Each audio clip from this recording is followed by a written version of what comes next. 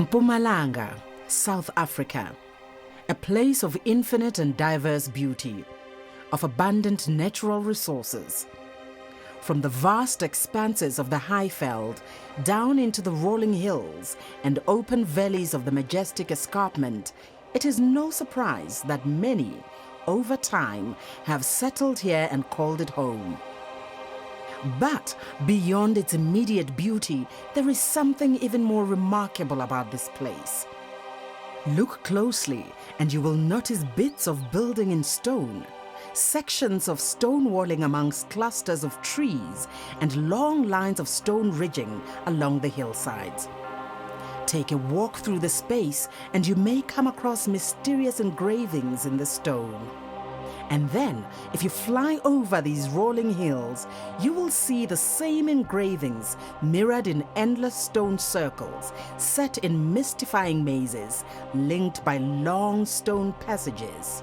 A ghostly web of intricate patterns that blanket the Mpumalanga escarpment and beyond.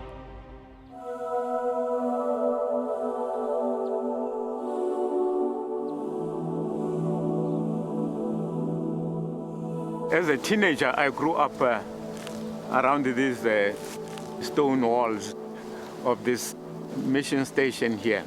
That is something which I thought was unique of Botshabelo. But lo and behold, my attention was drawn to the existence of these stone walls on the escarpment. And I was taken on a helicopter bird's eye view of those stone walls. It was a mystic discovery that I was eager to know and understand.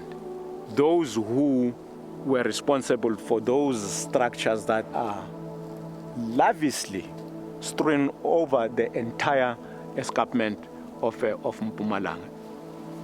And the way it presents itself, you can see that here there was quite a civilization that we do not know about.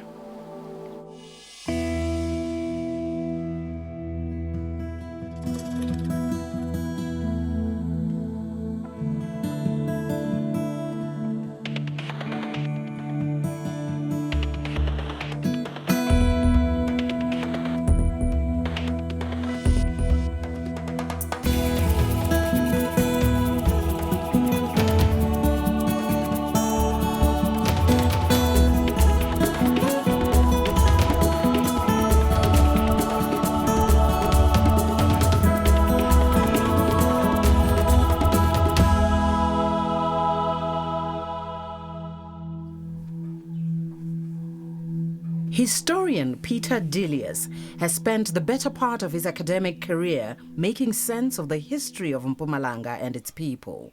When I started asking people what they were about and what they were, I discovered that there was an enormously powerful popular narrative in the area, which started from the assumption that because these were stone structures, they couldn't possibly be built by Africans, because of course Africans, I was assured, never built in stone, which is of course complete nonsense. And that therefore they could only be explained as a result of the work of people who came from afar. And there were a variety of candidates for that. One of the most dominant was the suggestion that ancient Indians had settled here, colonized the area, and that these were their temples.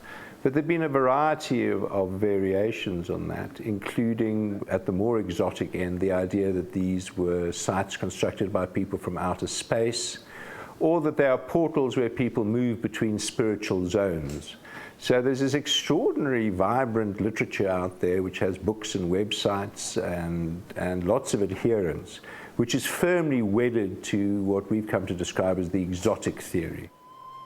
There is an underlying notion that links these exotic theories, that because these sites represent change and that they are built in stone, they certainly cannot be the work of Africans. Because they see African culture as static, they assume that change or development in Africa must have come from outside. Now, of course, that's a deeply racist perception, and is one which is strongly associated with colonial rule, and has been trotted out over and over again to explain everything from the Benin bronzes to Great Zimbabwe to the pyramids.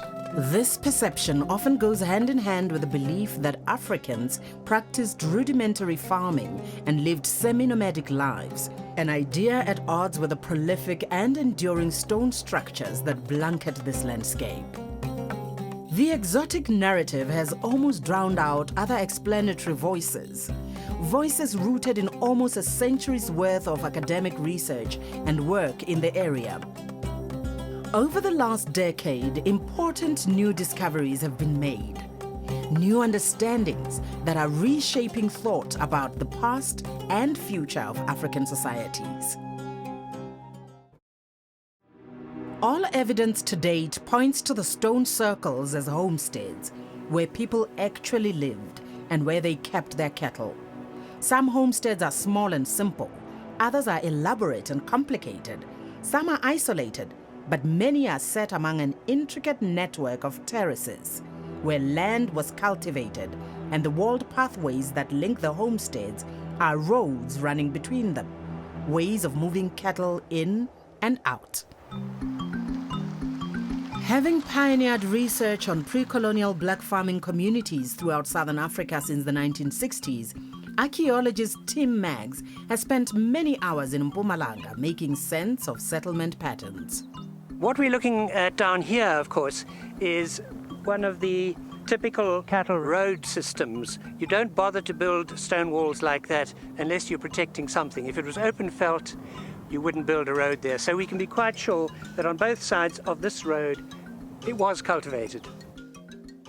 This is about 100, 150 meters long of cattle road coming through cultivated areas. And around here you can see one of the little stone lines, not really a terrace, but it's the same effect as a terrace to catch the soil and prevent erosion. And there's a whole string of them running up this hill here. So the road carries on right into the homestead. Road is still here because on both sides now we're inside the homestead, but we're in the outer ring of the homestead, and this is where the domestic areas would have been, the houses and the grain stores, etc. And then the road carries on through, and it ends up in this central cattle pen. This was right in the center of the homestead. Every homestead has a central pen. This one has, in addition, a series of surrounding attached pens attached to the outside of this ring, forming 4 or 5, 1, 2, 3, 4, 5 additional enclosures attached to the outside of the central one. Matt Vidgren is a professor of geography at Stockholm University. Since the mid-1970s, he has researched agricultural landscapes from the Iron Age to the present in Scandinavia and in Eastern and Southern Africa. Their farming system is unique in the way that they have combined arable agriculture with livestock. Everything points to the direction that the arable and the livestock is integrated. These cattle roads, they indicate that there must have been a daily movement of cattle in and out, back to the homestead, out on the common grazings. This shows that they have invested in this process of bringing cattle in and out, in and out, in and out. And that's why we think that there was manuring, because why did they bring this cattle in every time, all the time? Why didn't they just keep them out on the common grazing? And then we also do not find any manure, middens or anything like that. So we assume they must have used it on their fields. And that is real unique for Southern Africa. We can see that it developed over time. They did not decide to build terraces from the beginning. They decided to farm the land. And as they were farming the land, they made farmland. Terracing serves several purposes. One thing is to create flat land on sloping ground. And once you have done that, the water will be better preserved. When the rain comes, the water will stay on the ground. On the other hand, if much water comes, if much rain comes, you will not get erosion gullies because the water will be preserved on the farmland. So this is a very natural way to make and to preserve farmland for long-term use. Alex Skuman's archaeological work in Bokoni is focused on how people lived and making sense of the agricultural adaptation of communities living in the central region of Mpumalanga from the 16th century into the colonial era. The specific site is on the edge of this village. It is probably in the worst location that it could be archaeologically. They're sitting right on the quartzites, on the edge of the quartzites in the diabase. They had the worst soil, this poor person. And that's why we're looking at it. So we've looked at homesteads that are in really prime positions, very new homesteads that are being set up at the edge of the village. And it's all those things together that help us understand how everybody lived. So we don't just go and dig the biggest, nicest one that's the easiest to map.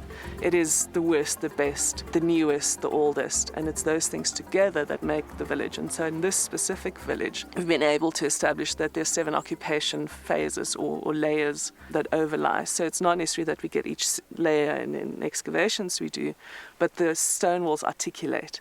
And so this homestead is resting on another older homestead that we're standing on, which is again resting on another older homestead. And so it's those layers and how people reuse space that also makes the excavations quite interesting.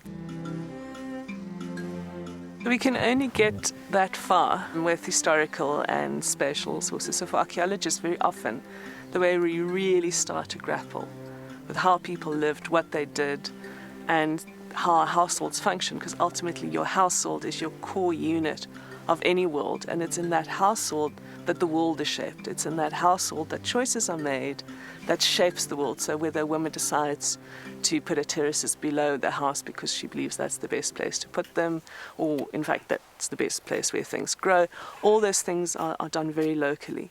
And so as archaeologists, we excavate the homesteads to see specifically where people did what and how those things occurred. So we've excavated terraces on this site and a number of homesteads starting to grapple with how normal people in this world lived. So you've got the big Bokoni, but in fact it's the everyday actions of people living on this site that is making that site and it's making that world. I wanted to turn this into sort of an artist's impression of how it might have looked. So from that to that, giving it a perspective as if it's a bird's eye view. And then I start to make my additions. We don't know the exact position of the houses, but we do know that the houses would have been in this outer domestic zone. Yeah. But of course the actual sizes and shapes and positions we don't know exactly. And so from there to the finished project, as this way you can see this is the way the cattle would come in and out through this cattle road. Now we have a couple of chaps building the stone wall, agriculture being essentially women's work. Men tend to build the stone walls, it tends to be their job, and of course looking after the cattle and other livestock.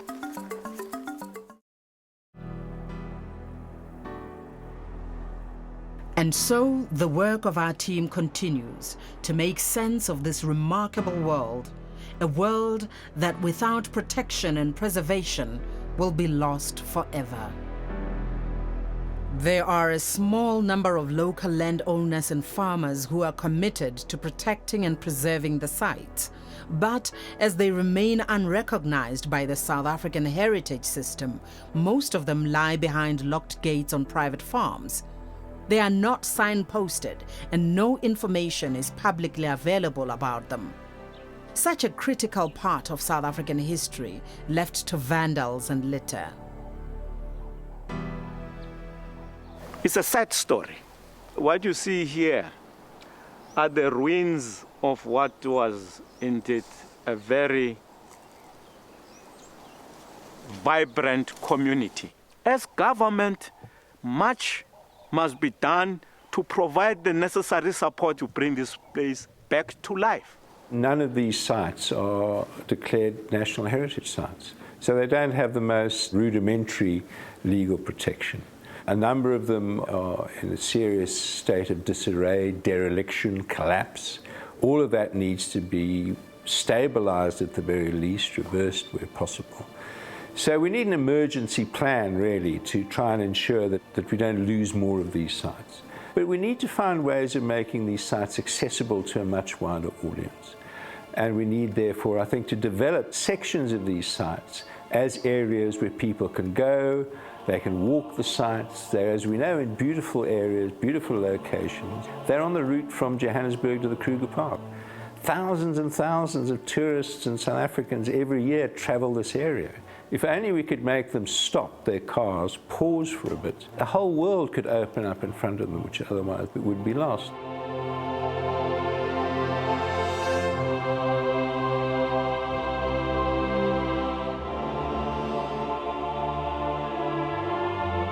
This is the story of a dynamic people, a forgotten world of innovation and resourcefulness, a community of people who respected the land and harnessed all it offered.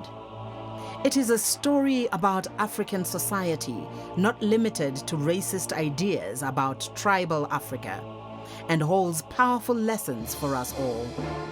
The people of Bokoni lived gently on the land. How many of us can say we do the same?